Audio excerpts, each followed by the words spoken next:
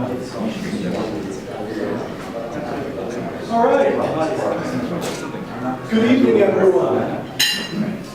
Thank you all very much for coming tonight. My name is Andy Bender. I'm the marketing director with Augur.ai.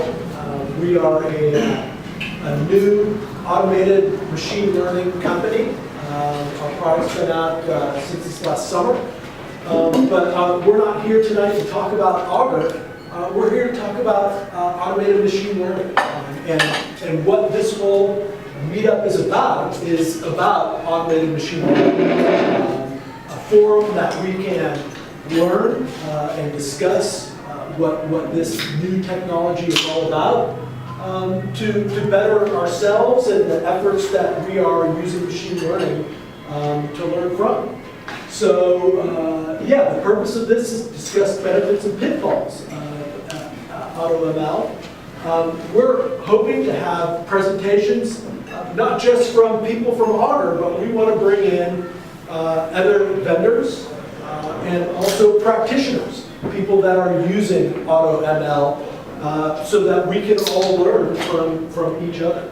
We want to get deep after this meetup into various areas of AutoML. Tonight is just kind of a, what defines AutoML kind of a talk. We want to share case studies, discuss emerging, untried areas of AutoML.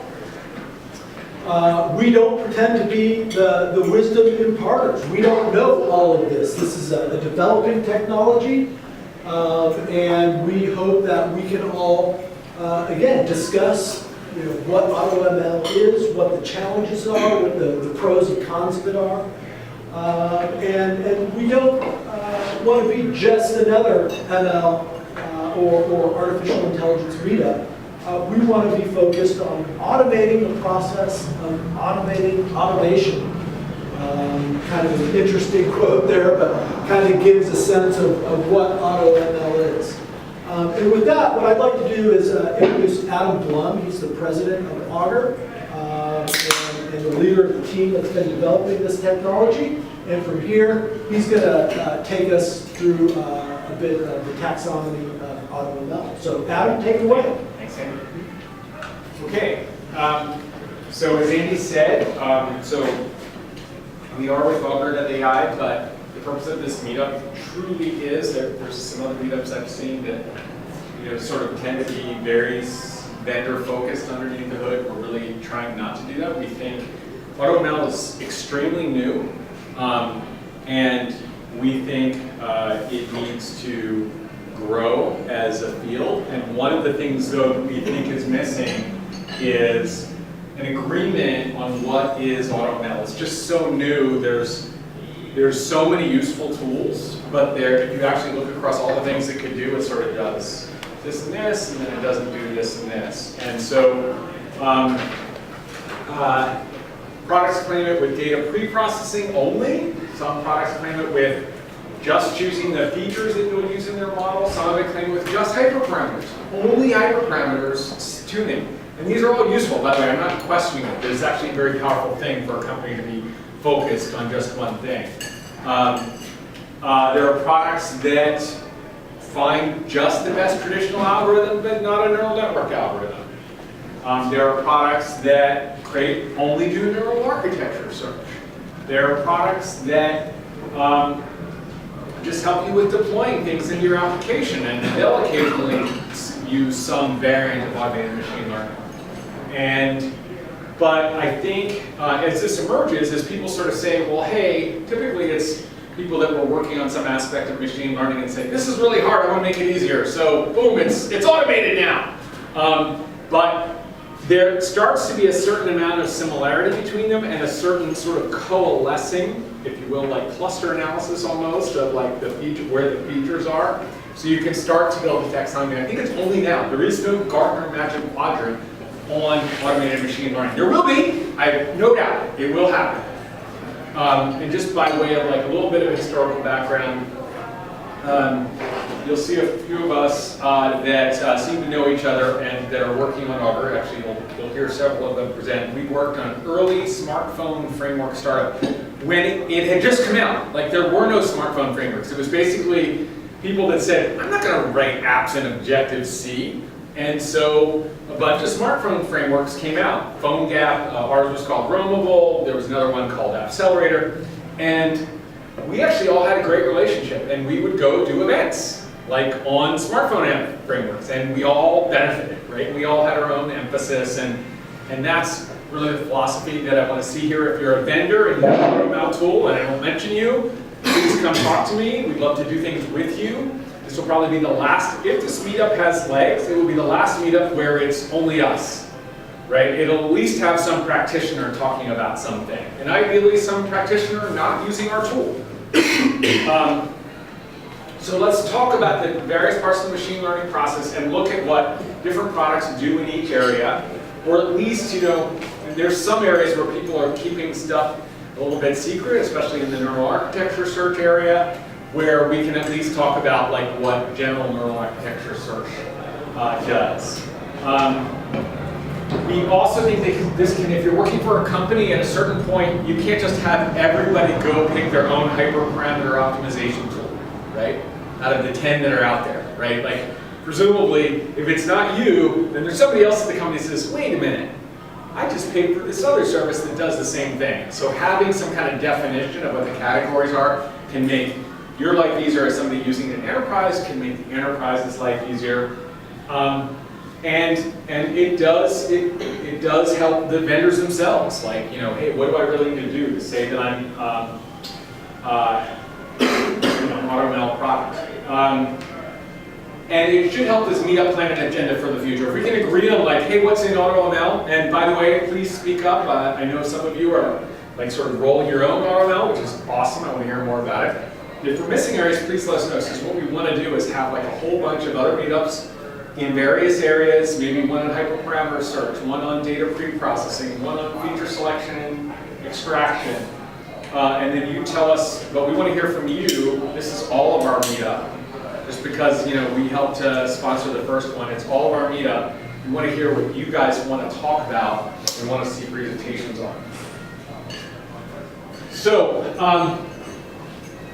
let's step back and look at the whole process. There are many tools out there, each with their own strengths and weaknesses. Ours is Augur.ai is very new. We have our own strengths and weaknesses. I'm happy to share them with you. And the only reason I don't go into the details, we're trying to sort of step back and look at the category in general.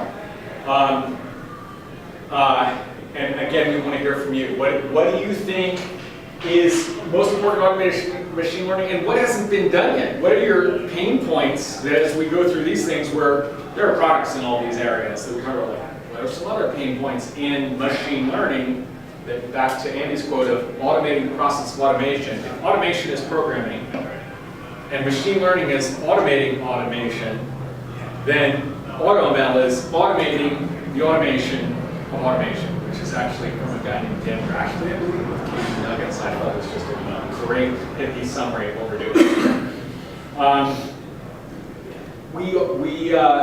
You will hear a bias in general. I don't think we're biased in terms of like, hey, you have to use Augur, but I do feel that the burden of proof at this point, even as nascent as this industry is like, why you wouldn't try to use some kind of AutoML. If only to say, look at this amazing algorithm I did, it's so much better than some baseline I got. Okay, so this looks very similar to probably, if you are using AutoML, actually, let me just level set here. How many people are doing machine learning day to day in their work? Okay, how many people, okay, so I'll just assume the rest of you are not doing machine learning day to day. If you use an AutoML tool, they will all do some variant of this. Trust me, you'll see Vlad talking it. He has a variant of this, isn't quite this. This is really my attempt to sort of like coalesce, just like we're coalescing the phases, like coalescing the naming. So like feature extraction is really feature generation, but the best academic papers on this, one of the interesting things about this field is there's lots of published research on it. There's way more published research than there are products. It's like way out in front of the actual products. And the best published research is also research extraction. So I'm biased in the favor of the good scholarship. The generation of features from either other features, right, like getting like day of the week from a date field, or features from otherwise chaotic data, maybe combining different fields, generating a computed fields feature extraction. Feature selection is sort of pruning things out. Hey, no, this is not relevant. I don't have any variance. I'm missing too much data. And then there's raw data preprocessing. Taking data that's some number that should really be scaled between 0 and 1 based upon the stuff you're working with. Then there's model selection. Once you've got your features all put together, you're picking the model, and then of course from the model, you're then picking hyperparameter optimization. Now, by the way, this is a pipeline for everything that you need to do. There are many tools, just to overemphasize this, that just do 1 or 2 of these pieces. There are many, many tools that just do hyperparameter optimization and say that's AutoML, and I don't question that whatsoever. In fact, Augur, we're not here to talk about Augur. Augur doesn't really do all of these things. It does a lot of them, but not all of them. The idea is that you pick a model, you set some hyperparameters, you do a run, you get your error rate, however you're measuring that, R squared, RMSE, area under the curve, whatever. You get a model, then you get an evaluation of the model, like how good is it? Then you go pick another model and some hyperparameters. Strictly speaking, you could say, well, no, maybe I just stay with the same model and pick other hyperparameters, but really, more generally, you're really trying to pick the next set of things in the model and hyperparameter combination universe, right, to try. So you really are picking the next model, even if it is the same model. And then once you pick the best thing, you say, okay, I have a winner. The total amount of data that you have, because otherwise you're just overfitting. Yeah, even if it is a... Well, but there's the amount of data, but we're really talking about a different problem here. We're talking about the model and the set of hyperparameters, and because the hyperparameter settings, you're just picking arbitrary points for it, and they can be infinitely subdivided, it really is a completely inexhaustible search space. So as you start to think about that, we found it helped to make a lot of insights about like, what does it mean to do optimal search a bit easier? Because there are people, and this is not trying to call out like competitors but there are people that don't realize it really is truly an infinite space. And so as you think about any search problem that is theoretically infinite and intractable, it changes the way you think about it. You were going to say something. So why not look back to your data preprocessing step? You could, and in all fairness, this is a bit of an oversimplification. There actually is a competitor called OneClick.ai that is actually doing some really cool stuff. I went to their presentation just a few weeks ago. And they are saying, like, let's not try to optimize the whole thing. So this is a bit of a survey of sort of like how most people do it. Because you could actually make a case that, depending on how you do your feature extraction, you can get better or worse results. And I think what they're doing is very insightful and innovative. And it's probably not just them that are doing it. It's not what we're doing today, and it's not what most of the tools that I see are doing. Most of the tools are sort of assuming that you come here and then you hand it off to this. But you're absolutely right. You can combine this process into that whole search tree space. And now it really starts to become time intensive. And actually, I think you may have convinced me that I should change this slide, because even though we're not doing that, I think the more you can get people to understand that they're traversing an infinite space, which your proposal makes it even clearer, the more I think people will emphasize the right way of thinking about the problem. Do you know more time spent for data scientists between, say, feature engineering and like hyperparameter optimization? That's a very good question. I think it varies. There are certainly domains where it's all about hyperparameter optimization because they're very mature. If you look at a company like SIGOPT or HyperOpt or HyperTune, they tend to be in this sweet spot of like, they don't need to go change from random forest to support vector machine. They know damn well that random forest works the best. But things are changing and they're slowly changing and they do have to tweak their parameters. So I suspect that, I'd love to hear from the group, but I suspect it varies based upon how new your model is. If your model's new, you're absolutely going to spend a lot of time on feature engineering. I can tell you that so the latest thing we do, in order to get data sets to test with, we have commercial customers that are very jealous of their data that still use our stuff. But we're doing some nonprofit work with a nonprofit called CrowdCare. That is a product called HealthTree where they get patient data for multiple myeloma. And I'm in the process of trying to make sense of their patient data plus other published data and jive it all together, right? And say, hey, when they talk about this little DNA snippet, they're really talking about the same thing as this. So it's all feature engineering. It's sort of funny because we're giving them this automated ML tool, and it's all feature engineering. Like that's going to be 90% of the project. Yeah. So is the scope of this discussion more for like structured data with no more than 3,000 parameters? No, Vlad's going to talk to you about neural architecture search. I'm going to focus on my stuff on the, and I need to plow through it, more on the tabular data classical stuff. Okay, so data needs to be gathered from potentially disparate sources into some kind of columnar format, but to your point, for a lot of RNN, CNN stuff, you're going to be working directly on images and streams, so it is quite a bit different. You need to handle non-numeric data. Sometimes you're imputing missing data values based on the mean values that are there. Saying, oh, if it's missing, I'm just going to assume it's the mean. Sometimes that's appropriate.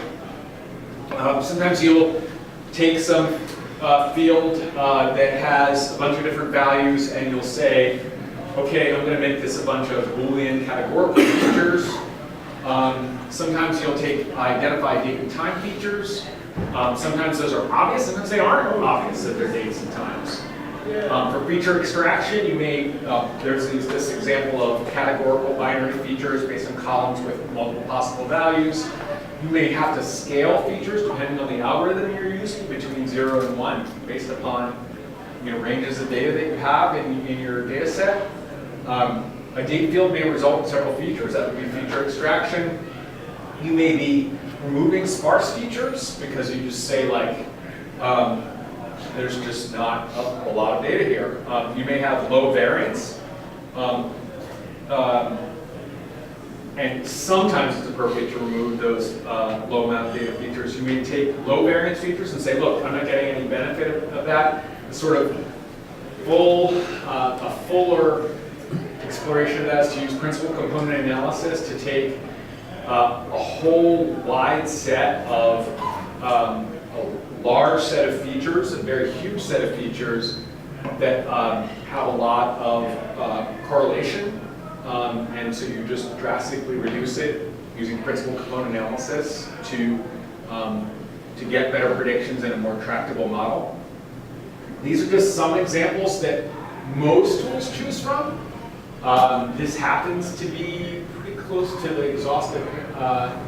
It's certainly the most popular ones used in Augur, but by the way, this is very, like, if you look at all the major tools, H2O, Teapot, they're all going to use some variant of this. They might give it their own kooky names, which is also an interesting thing to see, but they will often be some variant of this. So like H2O uses a lot of their own names for their own implementations of support vector machines and for random forest. For classification, those are some of the common options, but not the only ones. But there is a lot more interchangeability between these. There's a lot of times you're really trying to figure out, hey, which one of these things is going to perform the best. And once you're done, this is probably an underexploited area of automated machine learning. A lot of times what you'll see people do that are like winning Kaggle contests and admit to using an AutoML tool is they'll say, yeah, I ran this AutoML tool, I ran this AutoML tool, and I went and averaged the results, or I did a voting algorithm. I do think there's a lot of opportunity for AutoML tools to start using the ensembling that people are winning these Kaggle contests with. If you read any of the interviews with people doing OpenML contests, Kaggle contests, I almost don't think I can think of anybody ever winning without some form of ensemble. But interestingly enough, as you talk to practitioners, whether they're using AutoML or not, you see that less. I'm curious from the practitioners here if you're using ensembles or not. Approaches to algorithm hyperparameter optimization. I'm running a little low on time, so I'm going to try to summarize this. Most of the tools are actually using grid search. Then you'll say, oh, we're using grid search, but we're using a thing called random search, and it's so much better. The fuller term is random grid search. It's still grid search, but they're just not exhaustively moving through it. So random search is grid search. So if you think you're getting, it's probably better than just plain grid search, but it's still grid search. So you're not getting using intelligence to figure out, how you can truly exhaustively exhaust that problem space. If we go back to, your sort of redrawing of that slide, if you say, now I'm trying to optimize how I create my features amongst different alternatives, man, that problem space explodes pretty quickly. So if you're not using some kind of intelligence, you literally could be sitting there waiting for this to get a good answer. So Bayesian optimization is very, very popular. Does seem to work quite well. Evolutionary algorithms, Teapot does that. I've seen some mixed results with their genetic algorithm. I'm not sure if it's their particular implementation or just the genetic algorithm approach. We have our own optimizers. We have a list of optimizers that you can choose from. That if you use the site, you can do, but I'm not here to talk about algorithms, so I'm purposely not talking about them. If you're interested, go use the site. I will talk about I'll talk about two things. First of all, Bayesian optimization. So what we're trying to do here is pick various points, right, in this problem space, right? So we pick the first one, it's over there, based upon some probability model. And then it wants to explore the space, so it picks a second point over there, to the left. Then it picks a third point, because we had you can't see the shading here, but this is a higher variance. This is the second point. It picks the third point here because it's trying to explore in this space. What's the brown curve? Okay, the brown curve is the actual. So we're trying to fit to the actual. So these are data points that we're taking. The third point isn't on the brown curve. So is that because the third point is close? It's meant to be on there, or is there sort of sample? It is not quite on there. You're making guesses, right? So you do your guess C is the mean. See the first one? The guess is just a straight line. Then you do another point, and now you have your estimate of the line. Then you have a third estimate of the line, and you're constantly looking at. So would this be like if you repeated the learning exercise multiple times with that hyperparameter, you end up on a ground curve, but for any one time, because of random initialization stuff, you end up off the ground curve a little bit? Correct. Because what you're trying to do is find the optimum right here. That's what you're trying to do. Okay. And so what you're seeing here is, the only interesting thing about this curve is there's a local false optimum. So you need an algorithm that has a trade-off between exploitation, where you're getting better and better values. If you were just about getting better and better values, you'd quickly triangulate to this. But what gives you the trade-off between exploitation and exploration is the high variance. What you can't see here, unfortunately, due to the lighting, is there's a variance estimate here. So as you have less data points here, so you have very high variance. It does trigger to the global optimum. So you do want exploitation, right? Doing more guesses where you're getting higher and higher values, but you need to trade that off against the higher variance elsewhere. And this one worked out happily. Obviously, you don't have any guarantee of getting the global optimum, but it's a great approach to balancing the two. And there are other approaches to balancing the two, like reinforcement learning, that also balance exploration and exploitation.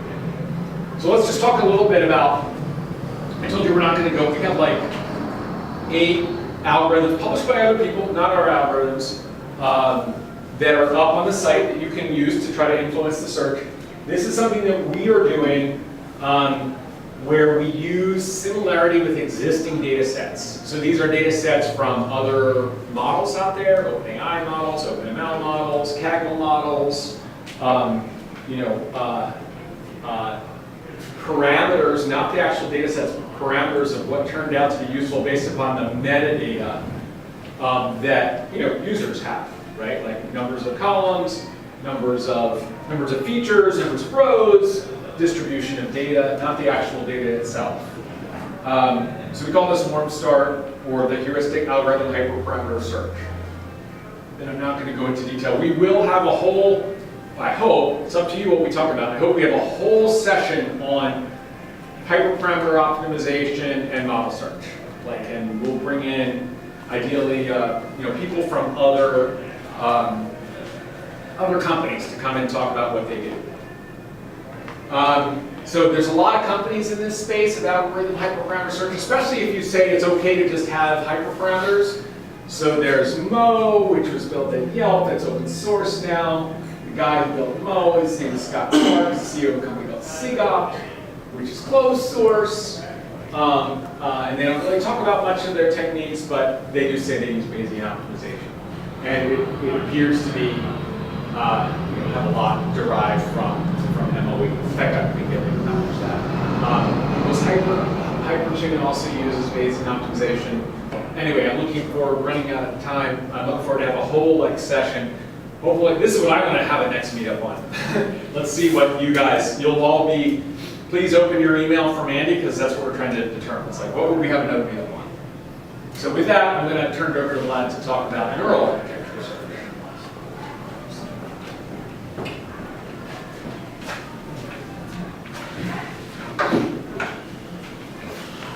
Okay, so let's talk about NAS, neural architecture search. It's going into Mindspace a few years back with Google, and they presented their take on neural architecture search and why we're doing it, right? So Adam was talking about feature selection and other stuff. Neural networks allow us to skip all that, right? So neural network will basically take more or less raw data and develop features on the fly, right? If we train it properly. And there are a lot of successful neural network, deep neural network applications today, right, on the market.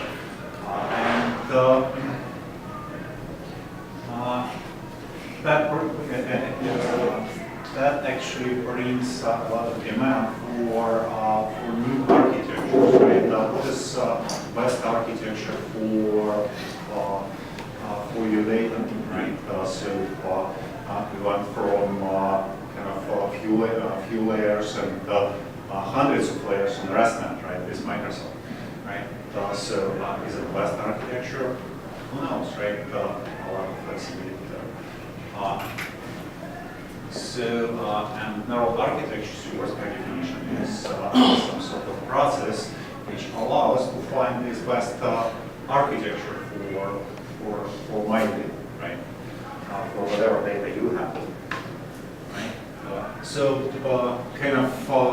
To better frame this process, basically there are 3 areas which we're going to look at. Today's search space, right? What possible architectures you're looking through, right? There are a lot of different architectures you can choose from, right? Or ways to build those architectures. So that gives you search space, right? What the possible architectures are. Search strategies, there are a lot of algorithms which you can use to basically look through those architectures and find the best one, right? So you you build an architecture, now you need to figure out is it a good one or not, right? So you need to do some sort of estimation, right? But now networks, especially with big data, is quite long to train, right? So it's a very critical piece of whole process which you need to optimize to, right? To figure out the best strategy to estimate performance of your neural network, right? So you got your performance estimate back to search algorithm and repeat the cycle. To your knowledge, or is anyone looking at ways of evaluating architectures that does not require full training? Well, we're going to talk about it, Okay. right? So, answer is yes, but we're going to talk about it. So, search space. Kind of most obvious way is to have a sequence of layers, right? Layers can perform different operations, like porting, convolutions, any other. There are probably a few dozen different functions which are available today in many tools, right? And each of those layers come in with different hyperparameters which you can change to affect performance, to affect functional performance of those layers, right?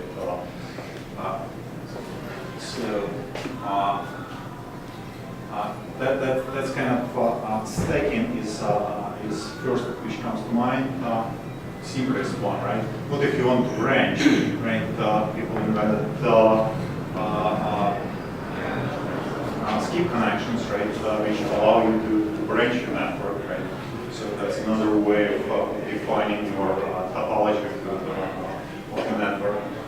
Some people noticed there are repeated patterns, right, in your network. So they're trying to optimize this piece of the network. They call it cell, which itself could be quite complex, right? But the full network would be composition of those cells, right? Or some people trying to use existing handcrafted networks which are already available today, but they're trying to change hyperparameters for those networks to choose the best one for your data, right? So and that's just a very brief description of search space definition, because you can come up with another way of defining topology of your network and defining hyperparameters of your network, which you can use which would be more suitable for search algorithm you're using, right? For optimization algorithm you're using. So search strategy, random search, right? Obvious one. For past 15 years, people were trying to use some sort of evolutionary methods. Some of them successful, some will not. But some of those approaches in literature claim to provide state-of-the-art results, right? So if probably worse. Let it put it this way, it's against my religion, but kind of some people like those methods, right? Use them successfully.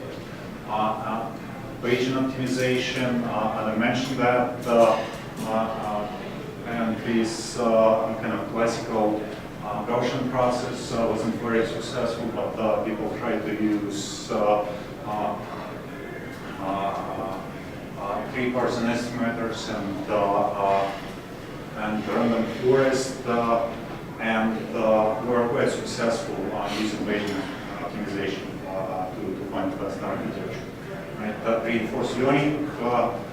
This is what Google had done. Other people have done similar things using different definitions of search space. We have done one on our own, quite successful. Right? Google have done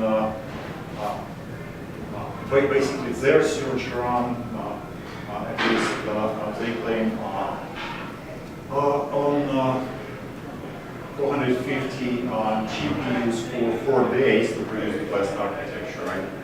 Other people reduced that time by significantly. Our algorithm run like for a day to produce the same result, right? Just by using different source space definition, right? So it does work. But that's not only methods. You can use gradient-free methods, which is quite easy to implement. Monte Carlo or hill climbing works quite well. Recently, people were trying to define source space not in discrete chunks, but continuous source space, right? And use gradient, some sort of gradient-based optimization on that source space. And just a few months back, DeepMind published on their work, their approach called DARTS, and it looks quite promising. And a couple of days, same result as reinforced learning in first Google experiments.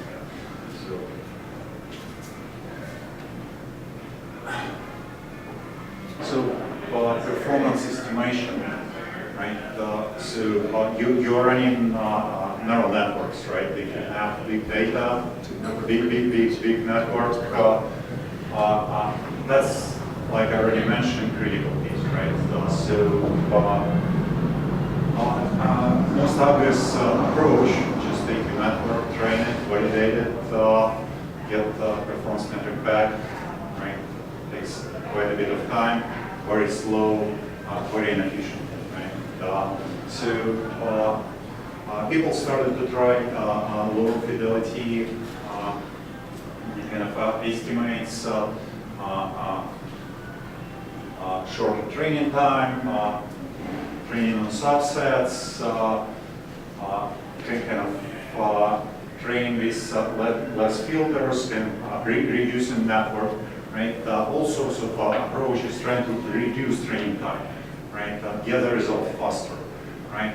Another approach, kind of value stopping, you try to estimate on initial training what the final performance of your network would be, right? And there are some maths which allow you to do that, right? Network morphism. So you basically take already trained network, and try to morph it, right? So you train it one time, and after that reuse those weights to change your network gradually and see if it produces good results. Again, just recently, I don't remember, just inside of the year, there was algorithm published which does it very successfully out of curiosity, right? So, one-shot architecture search. Basically, you train one network, right, and try to take pieces of it, right, and compose the final network, right. So you don't train the whole thing over and over again. You train it once, and after that try to compose it differently and produce a good result, right. It's somewhat limited, but it does work, right.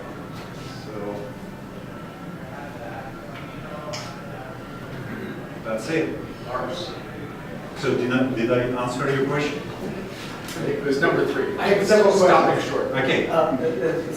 Please. Yeah. Please. So you talk about the question I asked about doesn't AutoML ultimately isn't it ultimately limited by the amount of data because you just expanded your concept space, tremendously, and so if you search long enough, according to your evaluation method, you might continue improving your evaluation method and improving it, but of course, take some new sample of data out there, and you would see it eventually start getting worse.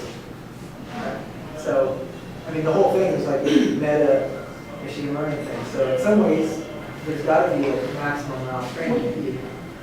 Well, that's, it depends. For example, there's a group from Freiburg University. They running contest on AutoML, and it's probably couple, I think, every 2 years, something like that. I don't know if you can but initially they started with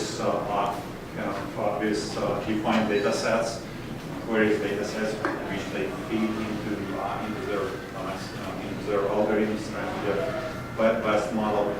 Recently, they started to have a sequence of slightly different data sets which you have to train on, right, and produce a good model, right? So basic idea, as I understand it, to account for this, right? If your data are changing over time, right, how well your system is coping with that, right? So you start with this data set, and over time, it adds features, removes features, kind of morphing a little bit over time, right?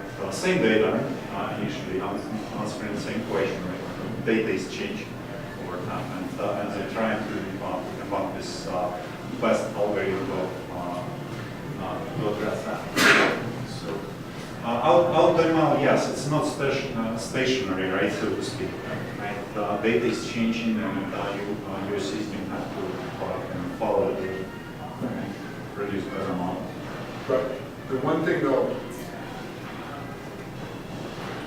is what I see in looking at literature of like people using AutoML and just doing machine learning is there is this, in my opinion, fallacy of thinking that you sort of like train a while and you do a lot of stuff and then you're done. This is the best answer. And like, the closest you could come is to approximating is like, well, geez, I tried 100 different settings for my hyperparameter values, and I tried every algorithm, I'm done. It's not, because of the whole issue of local minimum, right, or the local maximum. Like, you're never really done. You can hit some other hyperparameter where it just works better. So it's always a process of approximation. As the problem is defined, it is by definition inexhaustible. So understanding that gets you out of some dark corners where you can sort of say, I did this and it's enough. If you in my opinion, what I've seen, if you understand that you're always using judgment, machine judgment, your judgment, to do a smarter search, I think you're going to make better judgments about how to come up with algorithms. And it may come as simple as like, hey, I just kept running it for a few more days and it only got a little better. Yeah. So if I take that line of reasoning though, consider the non-AutoML case right now where I have a data set and I'm training a rich network, plenty of capacity for the data set. And I know that when I start training neural nets like that, they will start smooth and they'll start quickly learning good concepts. And in the space of weights, there are definitely local minimum and so forth. And it'll find those, but if I continue training long enough, I'll find other better local minimum for my data set and my validation set and everything. But if I go too long, I overtrain because I actually find better and better local minimum. Yeah, but no, you're looking at it. We're not talking about the training time. We're talking about the search space. That's not an overtraining. I know, I agree. So you can't keep searching so long that you start getting worse answers. That's not how it's Well, what I'm saying is it does happen. It happens with rich neural networks. So it is true that there's this idea of thinking about the search space as having an inherent capacity. You get your VC dimension, whatever you characterize the search space richness. But in fact, what we see with neural nets is that the search space capacity can be much greater than is required. And the neural network seems to actually start smooth and get more and more refined as it goes along, so that actually the training time becomes kind of a metric for the sort of effective search space size, right? So if you train a neural network for, 10 epochs, there's sort of this effective search space size is small, and if you train it for 10 million epochs, it's a much larger search space, and it will more finely fit all the little nuances of your training. No, it's gonna overfit, right, at some point. Yeah, and I'm just saying that AutoML is the same thing. So if you think about the Here's a nice way to, hopefully this is a good way to tie a bow to discussion. It was intended to be an overview anyway, so Yeah. I think the whole issue of search, algorithm hyperparameters is a very interesting area, and I respectfully disagree that you, by searching too long, you can quote overfit, because you're not really fitting. You're trying to find things in an exhaustive tree search. And so I'll just say, we can continue the discussion when we have the drill down session, that you can't quote overfit in that topic. But let's take that up when we have a session on that. And there's a question back here too. Yeah. I just had a question regarding the network morphism. What's the relationship between network morphism and the term transfer learning? It's almost similar. Yeah. Some people call it transfer learning. And also, So what spin here, at least as I understand it, right? You take trained network, right? And you try to morph this network in various ways, right? But still keeping weights, or you can try to avoid retraining the network from the ground up. right. And would it be fair to say that works only when you're working with similar domains, as opposed to a radically different domain? Whole process here, you have your data set, right, and your optimizer or your search algorithm trying to find the best architecture, right? So your data don't change, right? You train your first architecture, right? Get the result, right? Next, instead of taking another architecture, starting to train from the ground up, you train previous architecture and more. See what I'm saying? So instead I think when I'm thinking of transfer learning, I'm thinking of, for example, Google Translate. Right? So, like they train the network, to translate English to French, let's say. And then they take all the layers up to the last layer and just train the last layer for, Russian, German, and so, it's a different data set, and it's like incremental. yeah, it's a different way of doing that. Yes. So, but here I can kind of you produce an architecture, right? You train it, right? You got the performance metric, right? Next iteration, new architecture, right? So you can start from the ground up. You can take this new architecture, right? Depending on the resource space, and start training from the beginning, right? Or you can take existing already trained model, right? Already trained. You got a different data set. No, data set is the same. That's the point, right? Architecture, you want to morph your architecture slightly, right? So it's basically reduces time you spend here, right? See what I'm saying?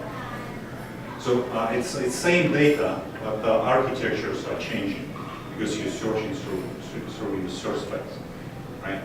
So in your example, just flipping the head, right? Training with translation network and basically having language definition somewhere in the middle, right? And flipping the head so you can retrain for another language. It's somewhat similar, right? But it's just different application, right? Well, there's a blog post that argues that if we got similar domains, that it's much more efficient to use transfer learning than to do AutoML. Yeah, because some of those networks you have to train for on gigabytes of data for days, right? People are looking for ways to reduce that time, right?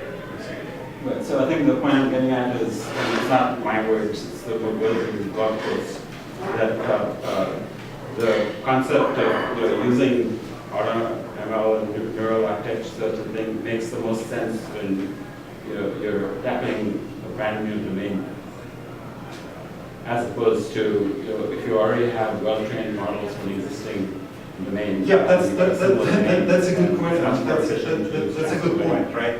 Because I'm looking on Google AutoML, right? And they have vision, they have what NLP and something else, right? Translation, yeah, translation. So again, I have translating model already, right? So kind of AutoML, why do I need it, right? However, in my experience, we are running data sets through our system, right? It's good if you have a small data set or kind of up to gigabyte data set, and it's probably going to produce good model on you're using conventional algorithm, right? Kind of older style algorithm. Right, SVM or whatever, random forest, linear regression, whatever. But let's imagine you have gigabytes and gigabytes of data, right? What's your options, right? Either you play the tricks or you just train neural network, right? So you do need neural networks for regular tabular data, right? It's not necessarily for voice images and translations. There are endless applications for neural networks, right? However, at least in production, it's very hard to find a good AutoML tool which will address this new application of this neural network, right? Your option today is to go and hire a very smart guy who will by hand go through different architectures and develop you neural network which is good for your data, for your application, right? Is there a better way? Yeah, there is. He actually, I think, brings up kind of an interesting thing too, that adds one more wrinkle to the AutoML thing, which is that the transfer learning approach not only does it save in training time, but what it's doing is it's actually bringing some pre-trained knowledge to the table. So I might have a small data set, images or whatever, and I use a pre-trained model. I just got the benefit of those tens of millions of images it was trained on. And there could be another thing here too. You have a library of pre-trained models that encompass knowledge. And so somehow, it's a question of how do you bring it I was going to just tell you about it directly, but I think it's germane to this point. Yeah. I have a better answer to your question, which is, and this may be slightly different for neural architecture search, where the hyperparameters of a neural algorithm can be quite complex. In the universe of traditional algorithms that we have, there's quite a few, you showed me a list, some of those. The parameter settings are, it's sort of like building a linear function. They're just values, right? But you could imagine, like, let's pick random forest. Instead of doing the thing where you have, like, what's the number of trees and, what are you using as the separator in the trees? Say you had some really complex tree that said, as I get deeper in this one tree, I use something else to break it up, right? Then that, where you actually come up with these kooky hyperparameters that aren't really values, but that are either, like some function or almost like an algorithm in themselves, embedded as the hyperparameter, then that would absolutely be vulnerable to overfitting, because all you're doing is you're taking aspects of the algorithm and bleeding it up and calling it a hyperparameter. But at least as far as it goes with traditional algorithms, as long as you're saying these hyperparameters are values, I posit that you can't overfit. It's just values. So with that, can we have Lars come up and talk about deploying? I assume eventually you want to deploy this stuff. It's usually part of it. You have a winner, and now you need to deploy it. Yeah, I know we're short on time, so I'll just kind of go through some of these. Most of it's just kind of looking at the keywords here, and you can kind of search and figure out how to deploy it. Yeah, basically the options today are pretty limited when it comes to deploying these models. There's often a lot of work, obviously, in how to train them and develop them, but you're kind of left up to your own devices how to actually deploy these things. There aren't a lot of tools out there that support the whole workflow, which is, I think, another session would be good to talk about just the AutoML development workflow, like from start to finish, or from start to production. How do you maintain these things? So we kind of go over some of the options, like deploying your model is just a Python API. That's kind of the simplest approach if your team is developing.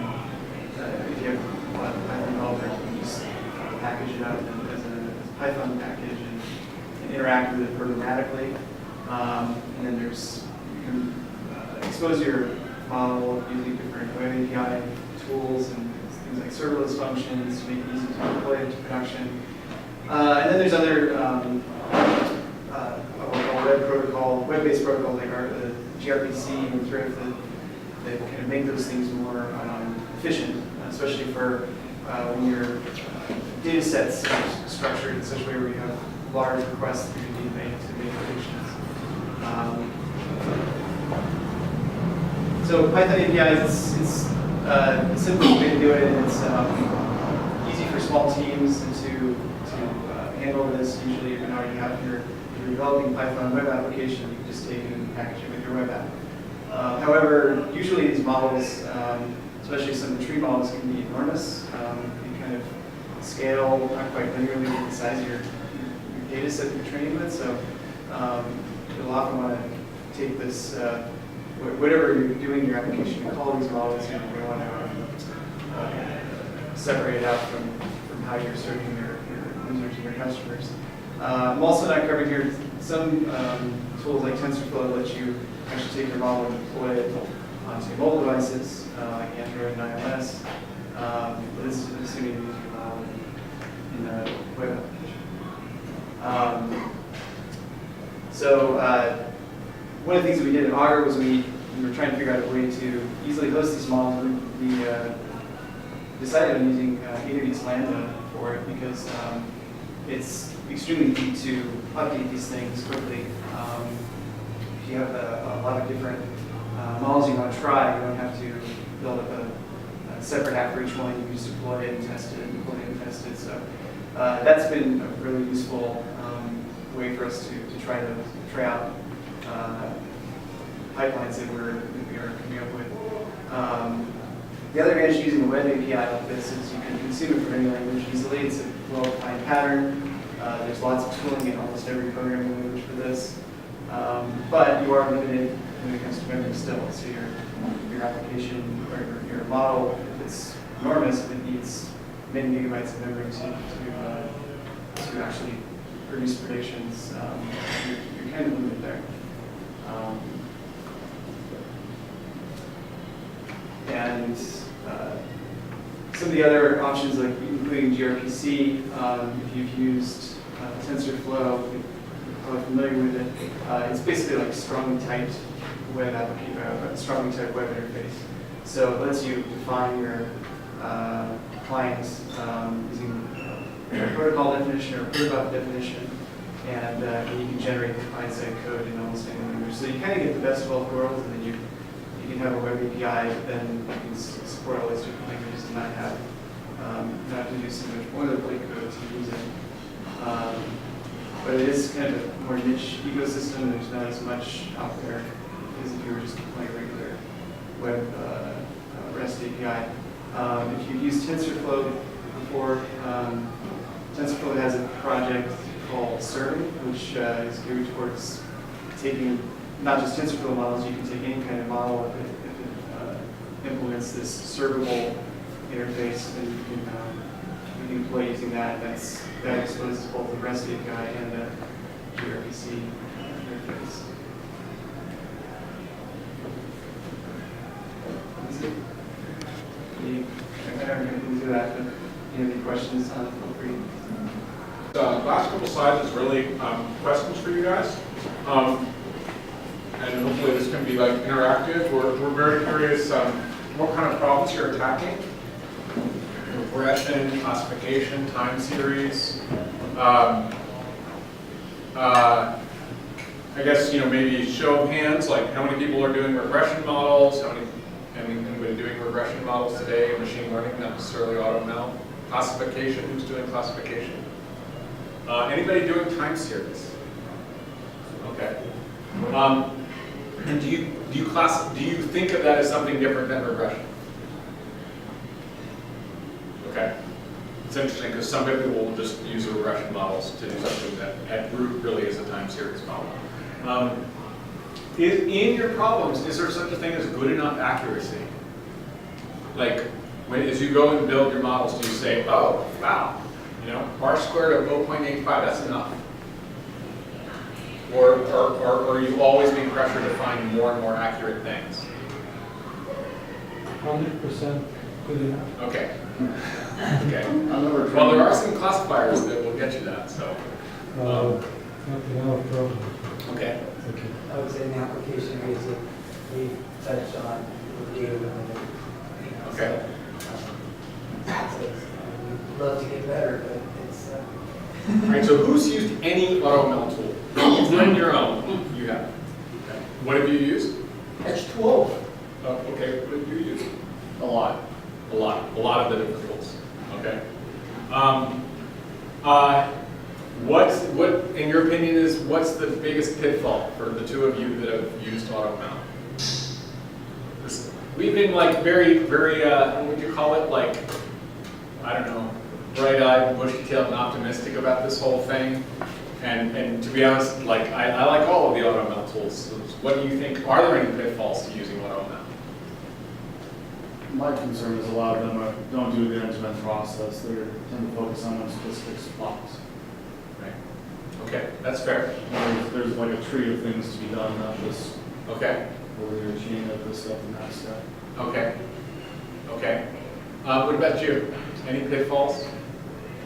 I feel for H2O, it's quite good. It's easy to use. Yeah. You upload the data, then you one click, they will run the whole thing. Feature engineering, modeling, and training, and and give you endpoint and you code. Okay. Auto generate that you can Okay. deploy. Right? Okay. My problem is it's cost. They charge Okay. I say high fee for Okay. use in Okay. corporation. Okay. And yeah, just wait till you get the data robot built. So speaking of which, do you guys care about AutoML products being open source? Like, does that matter? Or you're like, whatever, I don't care, does it work or not? You do. Do you care? I would like to be open source. Do you consider H2O's GPL license open source? No, they are not open source. So They say, so is there agreement that putting out something GPL, well, they have driverless AI is not. yeah, I'm talking about drivers. Oh, I see, okay. Driverless AI is not. Their other stuff is GPL. Yeah, they AutoML, if you call it, yeah. They have. Yeah, their plain stuff is GPL. So the question is, you guys consider a copy left license, right? GPL or a Pharaoh or something, do you consider that open source? I personally don't, but I'm not here to The convince license you. itself is the same as open source. The license tells you how you are allowed to use the product and the results. It doesn't say whether you can look Oh, inside. there's a whole religion here, okay? I'm not even going to go into that, but because I want your opinions. Yeah. So you're saying if you see something that's GPL or Pharaoh, which means you can't build a commercial product on it unless you pay them. Do you consider GPL something that's GPL or a Pharaoh licensed open source? And this is not a subtle dig at H2O, by the way. This is I'm actually really I curious guess for me, how I people would in this say, industry I would think say about it. potentially. I don't see that occur very often, but I would say, Okay. I would say to me, the open source is whether you can actually load and potentially contribute, but. Okay, no, that's cool. Yeah, okay, that's fair. That's fair. There's definitely people that don't think that way, but I really want to know what people in this industry think. So When you build this trained model, you heard Lars's thing. So what do you want once you have a trained model? Is it sufficient? Is it preferable to just have a web service where it's deployed? Or do you want to have something where you can, like, I don't know, put it on some offline box or something, you know, as a trained model? I'm curious, like, how do you guys envision deploying this thing? Spaces. What? A lot of people want locally deployable. Some people just want web endpoint. So Okay. it varies a lot. Even also related to that is where does it get trained? Do you train locally? So will your stuff run locally on my machine with my data within my little bubble? Or do I Okay. have to send my data to you? Or do I just have to send the results of every run to you and then you pick the next run? Okay, well, let's assume we're not, on this particular one, those are actually all really good questions. This one, I'm just talking about, you've trained everything. You don't need data anymore. Now you just have a trained model. So you need to feed it a value and get a prediction or a classification. And you're saying even in that case, Yeah, you want just bring up something that related questions. can sit on a, you know, your watch or your phone offline. So generally, anyone that wants to train locally also wants their data to be private, hence don't want to send the data to you to do the protection request. I would speculate that there would be a very high correlation, yes, between those two. Yes, if they won't even call, because I think the bar is that if they won't even call a prediction web service, then they're probably not going to want to send the data to you to train. Which causes, it actually leads me to my next question. Now let's separate this from the, like, you just grab the open source, put it on your machine and train it on your laptop. You know, you go buy, I actually saw somebody marketing this Lambda, like, machine learning laptop. Has anybody seen the ads for that? They've been following me all over the internet. It's sort of like a mind-blowing concept to me that, okay, I need to have a laptop that I can do my machine learning on. Let's assume you're not going to go do that. And you want something in the cloud. How do you want to pay? Do you want to just say, like, look, I'll spin up some AWS instances. I want something that optimizes for me, right? Does the intelligent search and everything, but you know what? If this is really expensive stuff, I just want to pay for my own AWS compute time. When there's no overhead, I'm not paying, like, I'm getting it as cheap as I can possibly get it. Or do you say, you know what? I want this AutoML service to just bill me. As long as it's something reasonable, I want them to bill me. They manage all the compute resources. Because the first one is, presumably you have to give that AutoML service the ability to go do runs for you. So how would you want to do it?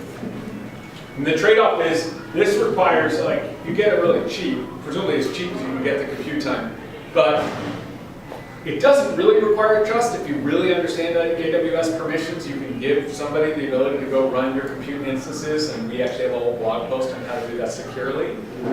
But it still requires, you know, for the, you know, if you're not really paying much attention, you have to think more about what you're doing. And then this service, this requires, obviously, that AutoML service is probably going to have to charge you a bit more for the risk and overhead of managing your compute resources, or managing those compute resources. Any opinions on this? I think it depends on the use case of why you're using AutoML. If you're looking for the most accurate model, so someone that is well honed in the art of data science or whatnot, they're trying to get a very good, possibly complex model out. They're not worried about the complexity of running their own ML jobs. But if someone is new to the topic of machine learning, they probably prefer it to be done for them.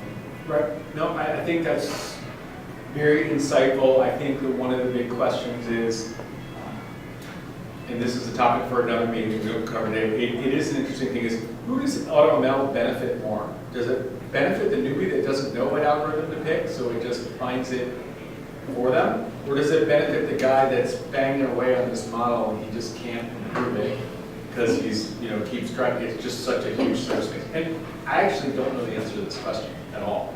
I just don't know. I think it's the second one. I don't think it's the newbie. I think that, you know, SageMaker and Microsoft Azure ML Studio like do a pretty decent job of just giving you a sort of okay model. But that's another thing I'd love to explore at future meetings.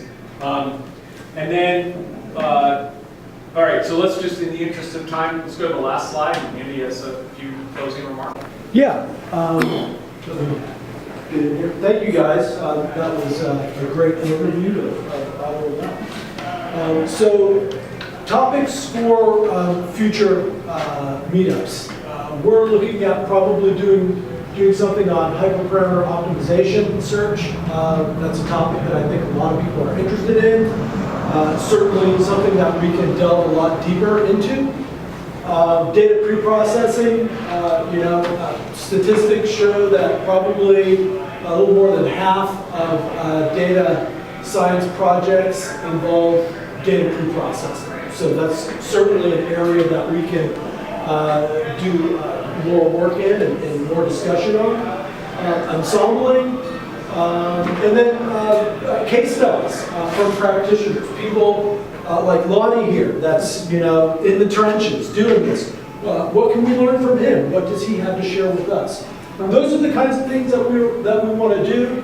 I will be sending out some emails soliciting feedback because really we want to hear from what's important from you all. What do you want to talk about? What is it that you have questions about? What do you want to learn? Do you guys want to do this again? Should we try to keep this going? Yeah. Was this valuable for you all?